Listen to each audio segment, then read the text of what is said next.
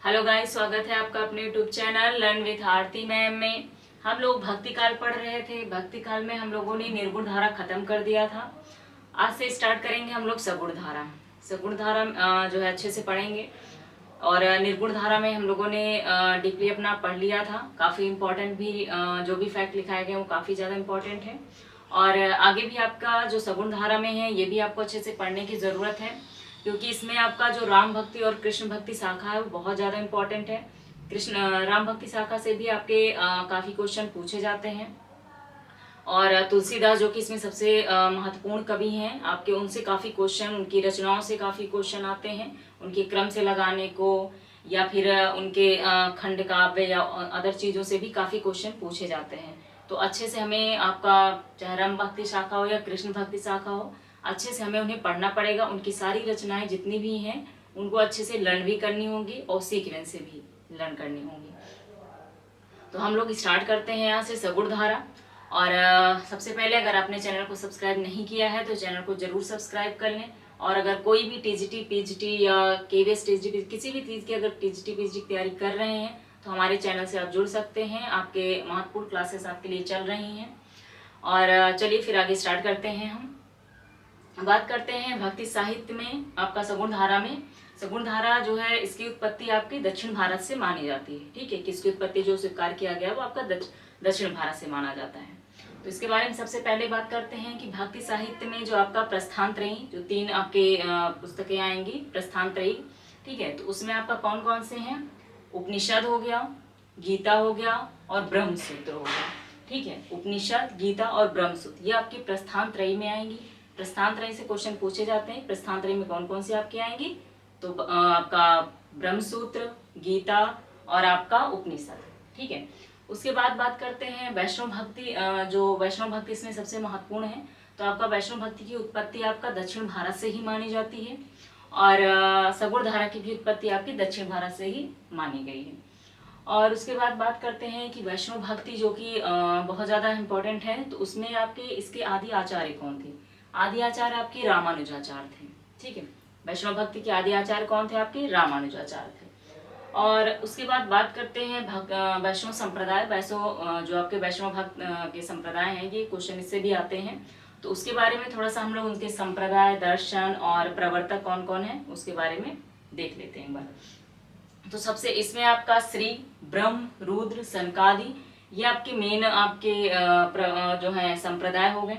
ठीक है, तो आपके रुद्र संप्रदाय में इसमें 2 माने गए हैं। एक जो आपके विष्णु स्वामी मेनी है, और बाकी इसमें कुछ विद्वानों ने जो है आपका वल्लभाचार्य को भी माना था। ठीक है, रुद्र का संप्रदाय में। तो सबसे पहले हम बात करते हैं श्री संप्रदाय। श्री संप्रदाय में आपके जो प्रवर्तक हैं वो रामानुजाचार्य हैं। ठीक है, श्री संप्रदाय में प्रवर्तक रामानुजाचार्य। और जो इसके आपके अगर दर्शन की बात करें तो विशिष्टाद्वैतवाद है। ठीक है, रामानुजाचार्य, विशिष्टाद्वैतवाद। उसके बाद बात करें ब्रह्म संप्रदाय की। ब्रह्म संप्रदाय में आपके मध्वाचार्य हैं। ठीक है, मध्वाचार्य है, द्वैतवाद। ब्रह्म संप्रदाय में कौन है? मध्वाचार्य हैं और द्वैतवाद है। उसके बाद रुद्र संप्रदाय। रुद्र संप्रदाय में आपके विष्णु स्वामी हैं। ठीक है, बाकी इसका जो दर्शन है वो शुद्ध अद्वैतवाद है। और कई विद्वानों ने आपके वल्लभाचार्य को माना है, लेकिन दर्शन आपका शुद्ध अद्वैतवाद ही माना। ठीक है, दर्शन इसका शुद्ध अद्वैतवाद ही है। और सनकादि में आपका निम्बकाचार्य है। सनकादि में कौन है? निम्बकाचार्य है, द्वैताद्वैतवाद। फिर से एक बार देख लेते हैं। श्री संप्रदाय में आपके रामानुजाचार्य हैं और आपका विशिष्टाद्वैतवाद दर्शन है। और ब्रह्म संप्रदाय में आपके कौन है? ब्रह्म संप्रदाय मध्वाचार्य है, द्वैतवाद है। और आपका रुद्र में जो है विष्णु स्वामी है और शुद्धाद्वैतवाद है। बाकी कुछ विद्वान के अनुसार वल्लभाचार्य भी हैं। अगर ऑप्शन में नहीं है विष्णु स्वामी तो आप जो है वल्लभाचार्य को भी लगा सकते हैं। ठीक है, तो बाकी इसका जो दर्शन है वो शुद्धाद्वैतवाद है। और सनकादि का निम्बकाचार्य है और इसका जो दर्शन है वो द्वैताद्वैतवाद है। तो ये आपके महत्वपूर्ण जो है दर्शन संप्रदाय थे, इनको अच्छे से आपको लर्न कर लीजिएगा। आगे हम बात करते हैं आपके वैष्णव भक्तों के बारे में ही। तो जो दक्षिण में आपके दक्षिण भारत के जो वैष्णव भक्त थे उन्हें आलवार कहते थे। जो वैष्णव भक्त थे उन्हें आलवार कहते थे। और जो ये आलवार थे ये आपके राम और कृष्ण दोनों की आराधना करते थे। ठीक है, आपके आलवार में जो थे राम और कृष्ण दोनों की आराधना करते थे। तो वैष्णव भक्त के जो संत थे उन्हें आलवार कहते थे, और जो आपके शैव अगर संप्रदाय के हैं तो आपको उनको नैनार कहा जाता था। ठीक है, तो वैष्णव भक्त के आपके आलवार हो गए। इसमें राम और कृष्ण दोनों की आराधना की जाती थी। और रंगनाथ मुनि को श्री संप्रदाय का प्रथम आचार्य माना जाता है। ठीक है, रंगनाथ मुनि को प्रथम आचार्य माना जाता है। और आपके जो रामानुजाचार्य हैं वो आपके श्री संप्रदाय के प्रवर्तक हैं। ठीक है, श्री संप्रदाय के, और रंगनाथ मुनि को श्री संप्रदाय का प्रथम आचार्य माना जाता है। और अगर प्रवर्तक पूछा जाता है तो आपके रामानुजाचार्य हो गए।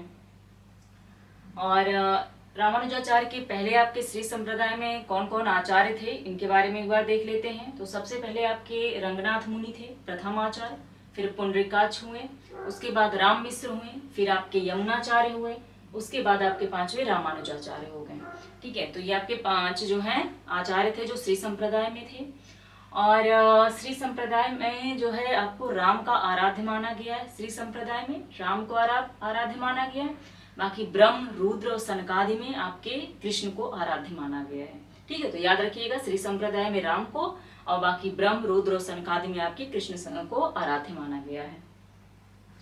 उसके बाद हम बात करते हैं शंकराचार्य के बारे में, जो कि काफी आपके इम्पोर्टेंट भी हैं कि दक्षिण में आपके इन्होंने काफी कुछ किया भी था। तो और अद्वैत वेदांत की स्थापना भी इन्होंने किया। ठीक है, तो इनके बारे में एक बार देख लेते हैं थोड़ा सा। तो आपके जो शंकराचार्य थे इनका जन्म आपके 8वीं शताब्दी के आसपास हुआ, वो भी केरल में हुआ था। ठीक है, 8वीं शताब्दी के आसपास केरल में हुआ था।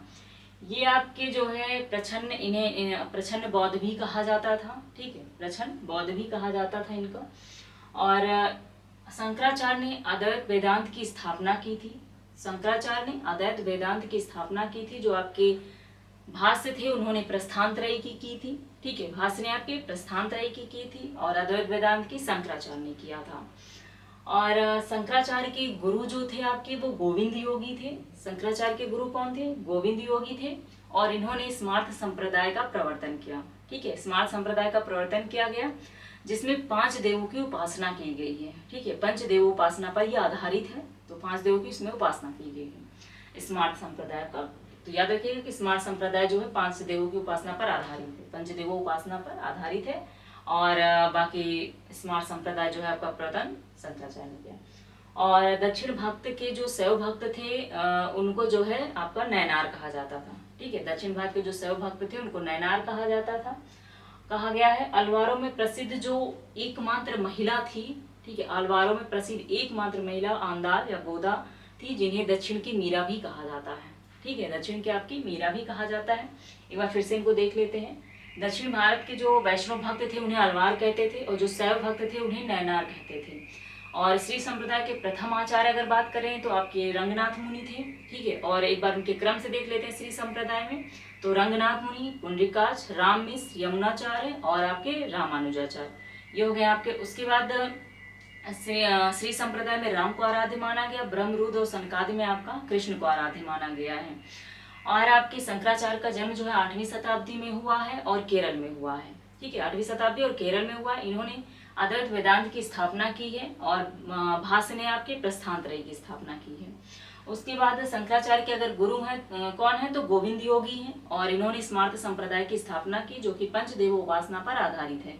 और एकमात्र अलवारों में अगर कहें एकमात्र महिला जो प्रसिद्ध है वो आपकी आंदाल गोदा है, जो कि दक्षिण की मीरा कहा जाता है, या दक्षिण की मीरा के भी पूछ लिया जाए तो आपको आंदाल लगाना है। ठीक है, या गोदा। ठीक है, जो भी ऑप्शन में हो तो वो आपको लगाना है। ये थे सगुण भक्ति के बारे में थोड़ा सा आपका इंट्रो था, कि जो है सगुण भक्ति में शुरुआत में आपका कौन थे, कहाँ से, तो वैष्णव भक्ति और शैव संप्रदाय, ये सब भी आपके क्वेश्चन आते हैं इसमें सगुण भक्ति धारा में। ठीक है, जो भगवान को मानते हो, चाहे वो राम के रूप में हो चाहे कृष्ण के रूप में हो। तो जो आपके दक्षिण भारत में है यहाँ से इसकी उत्पत्ति भी मानी जाती है। तो थोड़ा सा इसके बारे में इंट्रो पढ़ना जरूरी था। तो अभी आगे इस कल से हम बात करेंगे राम भक्ति के शाखा के बारे में।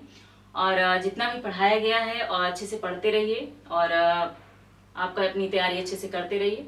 Okay guys, thank you.